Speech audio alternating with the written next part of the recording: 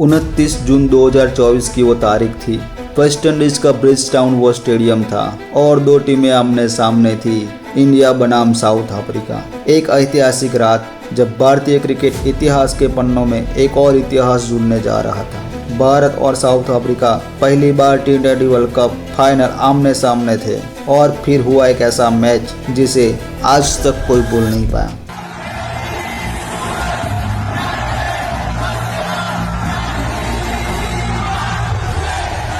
नमस्कार दोस्तों, स्वागत है आपका क्रिकेट विद देयांशी के स्पेशल एपिसोड में। इंडिया ने जीता खिताब 2024 T20 का। रोहित शर्मा ने टॉस जीतकर पहले बल्लेबाजी करने का फैसला लिया और हमारी टीम इंडिया अपने बैटों के साथ आतिशबाजी करने के लिए रेडी थी। रोहित शर्मा और विराट कोहली साउथ अफ्रीका गेंदबाजों को पस्त करने के लिए रेडी थे।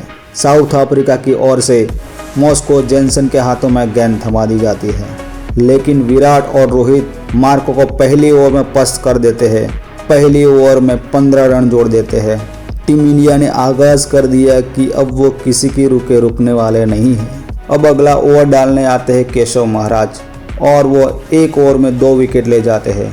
रोहित शर्मा और ऋषभ पंत अब आउट हो चुके थे। 2 ओवरों की समाप्ति के बाद इंडिया ने महज 23 रन बनाए, 2 विकेट खो के।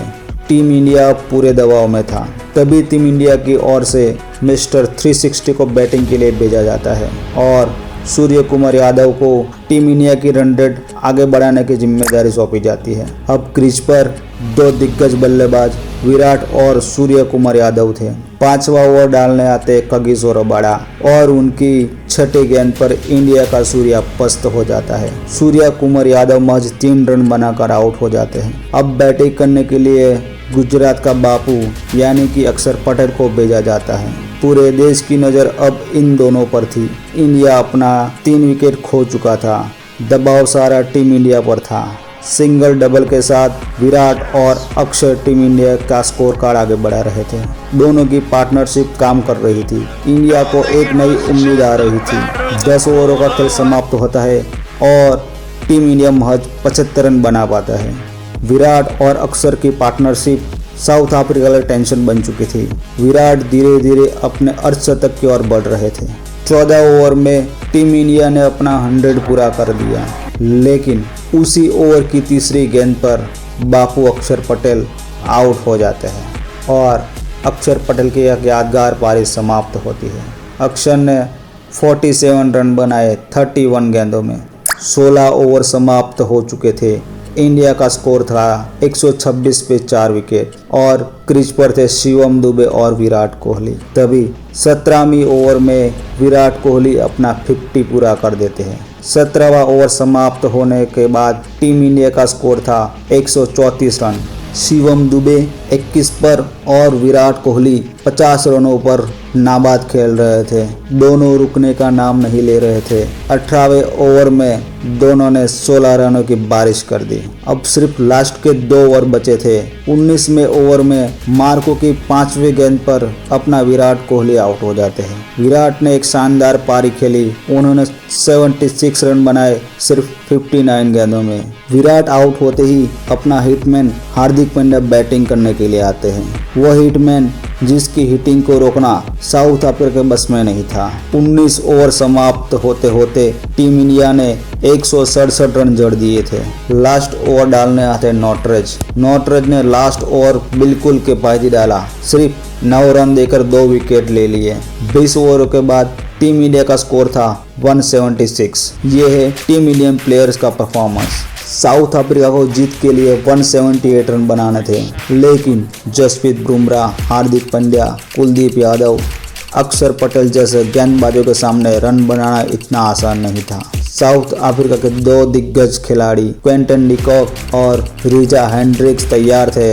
पहली ओवर अर्शदीप के हाथों में दी जाती है। दोनों बल्लेबाज पहली ओवर में सेट होने की कोशिश कर रहे थे। पहली ओवर में अर्शदीप ने 6 रन दिए। अब दूसरा ओवर डालने आते हैं यॉर्कर किंग बुमराह।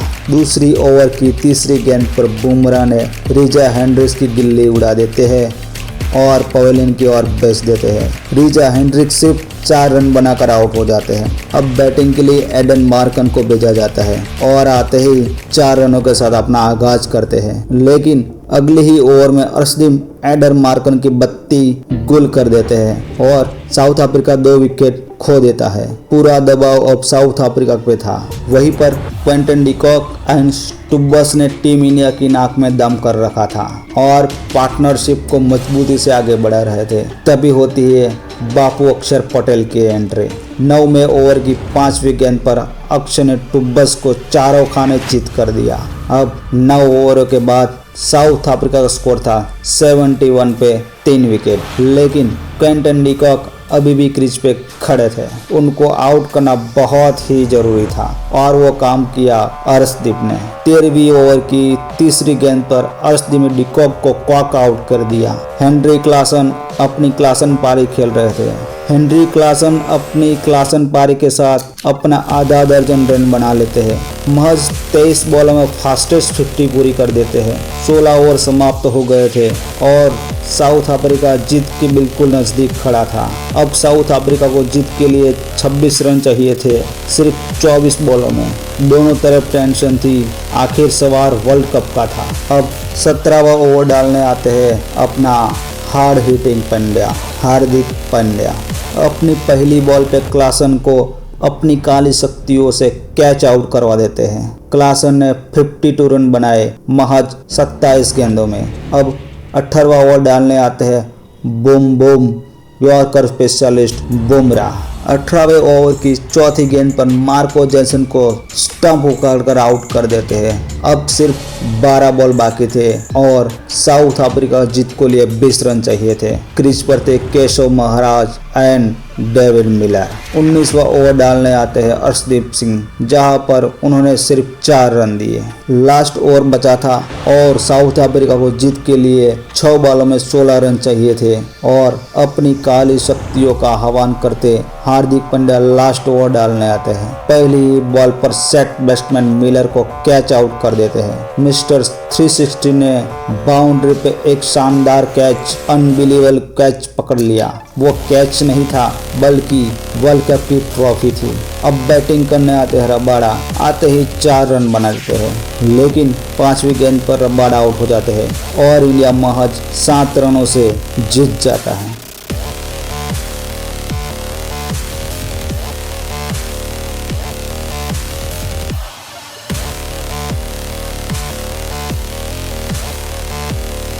दोस्तों, अगर ये कहानी आपको अच्छी लगी हो तो हमारे चैनल को लाइक करें, शेयर करें और सब्सक्राइब करें। और हाँ, अपने फेवरेट प्लेयर का नाम कमेंट बॉक्स में ज़रूर लिखें।